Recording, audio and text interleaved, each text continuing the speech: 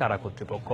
গত বৃহস্পতিবার নিজামীর রিভিউ আবেদন খারিজ করে সর্বোচ্চ শাস্তি ফাঁসির আদেশ বহাল রাখেন আপিল বিভাগ।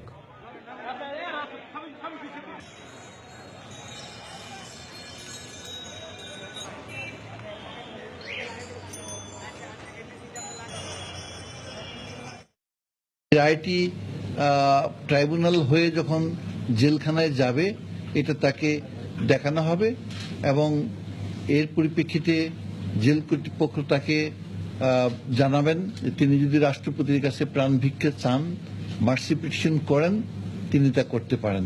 একদিনের সময় দেওয়া হতে পারে এবং তিনি যদি মার্সি পিটিশন না করেন তার এই মৃত্যুদণ্ড কার্যকর করার জন্য যে প্রক্রিয়া সেটা সম্পন্ন করার জন্য জেল কর্তৃপক্ষ পদক্ষেপ নেবে। দর্শক, এই মুহূর্তে আন্তর্জাতিক অপরাধ ট্রাইব্যুনালে আছেন সহকর্মী আফজাল হোসেন এবং কেন্দ্রীয় কারাগারের সামনে আছেন শফিক মোহাম্মদ। প্রথমে চলে যাচ্ছি আফজালের কাছে।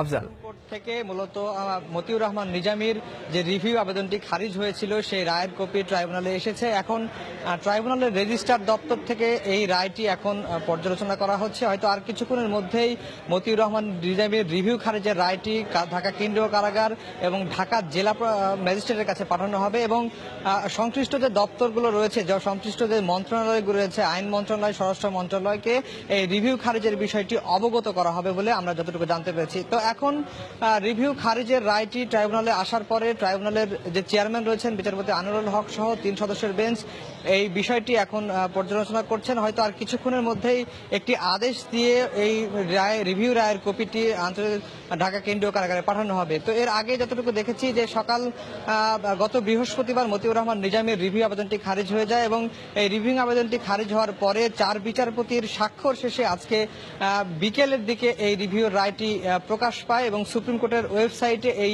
রিভিউ রায়টি এখন প্রকাশ করা হয়েছে এবং রিভিউর 22 পৃষ্ঠার রায় যেটি বলা হয়েছে যে 1971 সালে মতিউর রহমান নিজামী আলবদর বাহিনীর প্রধান হিসেবে যে হত্যাযজ্ঞ চালিয়েছেন সেটিকে অমানবিক হিসেবে বলা হয়েছে এবং মতিউর রহমান নিজামী যে রিভিউ আবেদনটি করেছেন সেই রিভিউ আবেদনটি অযৌক্তিক ছিল এবং রিভিউ খারিজের বিষয়টি একেবারে যৌক্তিক ছিল না, যেই কারণে সুপ্রিম কোর্টের আপিল বিভাগ তার রিভিউ আবেদনটি খারিজ করে তার মৃত্যুদণ্ড বহাল রেখেছেন।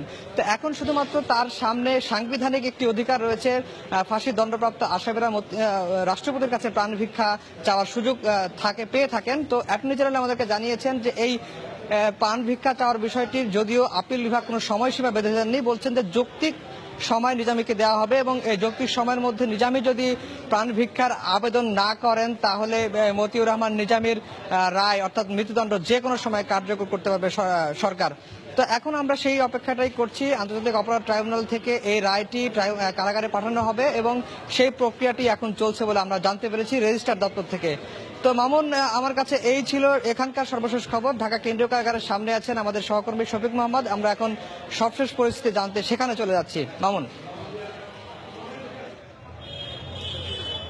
আফজাল, আপনাকে ধন্যবাদ। আপনি যেমনটি বলছিলেন যে আন্তর্জাতিক অপরাধ ট্রাইব্যুনালে 1 থেকে 1 কিন্তু কিছুক্ষণ আগেই কিন্তু পৌঁছেছে যে আপিল বিভাগের যে রায়টি ছিল, অর্থাৎ মতিউর রহমান নিজামী যে পুনঃশুনানির জন্য যে আবেদনটি করেছিলেন সেই আবেদনটি খারিজ হয়ে গিয়েছিল বৃহস্পতিবারে এবং সেই খারিজ হওয়ার পরে যে বিচারপতিরা যে সই করেছেন আজকে বিকেলবেলায় এবং সেই রায়টির উপর সই করার পরে কিন্তু সুপ্রিম কোর্টের আপিল বিভাগ থেকে সেই রায়টি কিন্তু কিছুক্ষণ আগে হচ্ছে আন্তর্জাতিক যুদ্ধাপরাধ ট্রাইব্যুনাল 1 সেই 1-এ কিন্তু সেই রায়ের কপিটি গিয়ে পৌঁছেছে এবং সেখানে আনুষ্ঠানিকতা সম্পন্ন হচ্ছে যেমনটি আপনি বলছিলেন। মামুন, আমি আপনাকে এখন জানাতে চাই যে কেন্দ্রীয় কারাগারের সামনে আমি অবস্থান করছি। এই আনুষ্ঠানিকতা যেটি রয়েছে এরপরে সেটি হচ্ছে যে আন্তর্জাতিক যুদ্ধাপরাধ ট্রাইব্যুনালের যে রায়ের কপিটি পৌঁছেছে সেই রায়টি কিন্তু আনুষ্ঠানিকতা শেষে সেখান থেকে কেন্দ্রীয় কারাগারে এসে পৌঁছানোর কথা রয়েছে এবং যে কোনো মুহূর্তেই সেই কেন্দ্রীয় কারাগারে এসে কিন্তু সেই রায়টি পৌঁছতে পারে। সে কারণেই আমরা এখানে রয়েছি এবং এখন পর্যন্ত আইন শৃঙ্খলা পরিস্থিতি যেটি আপনি বলতে পারেন যে কারা কর্তৃপক্ষের যে কারা পুলিশ রয়েছে, নিয়মিত যেই কারা পুলিশ রয়েছে সেই কারা পুলিশের উপস্থিতি এখানে বাড়ানো হয়েছে। সেই পাশাপাশি কিন্তু আইন শৃঙ্খলা বাহিনীর সদস্য, বিশেষ করে পুলিশ এবং সাদা পোশাকে অন্যান্য যে আইন শৃঙ্খলা বাহিনীর সদস্য রয়েছে তারাও কিন্তু এখানে আছেন এবং তাদের উপস্থিতিও এখানে বাড়ানো হয়েছে। আরেকটি কথা বলতে চাই যে এর পরের যে আইন বা রায়ের যে কার্যকর করার যে বিষয়টি রয়েছে সেটি এই কারা কর্তৃপক্ষের কাছে যে রায় রায়ের কপিটি এসে পৌঁছানোর পরে কিন্তু এখানে কারা কর্তৃপক্ষের আনুষ্ঠানিকভাবে কিন্তু সেই রায়ের কপিটি বা রায়টি হচ্ছে মতিউর রহমান নিজামী তাকে পড়ে শোনানো হবে এবং তারপরে তার কাছে জানানো হবেন তিনি রাষ্ট্রপতির কাছে প্রাণ ভিক্ষা চাইবেন কি না। তার পরবর্তীতে যে করণীয় থাকবে, রাষ্ট্রপতির পক্ষে যদি রাষ্ট্রপতির কাছে তিনি যদি প্রাণ ভিক্ষার আবেদন করেন, তারপরে কিন্তু আইন অনুযায়ী যে সমস্ত পদক্ষেপ আছে সেই পদক্ষেপগুলো কারা কর্তৃপক্ষ নেবেন। আর যদি তিনি প্রাণ ভিক্ষা আবেদন না করেন, তারপরে কারা নিয়ম বা কারা বিধি অনুযায়ী যে রায় কার্যকরের যে বিধান রয়েছে সেই রায় কার্যকরের যে আনুষ্ঠানিকতা রয়েছে সেই আনুষ্ঠানিকতাগুলো পালন করে।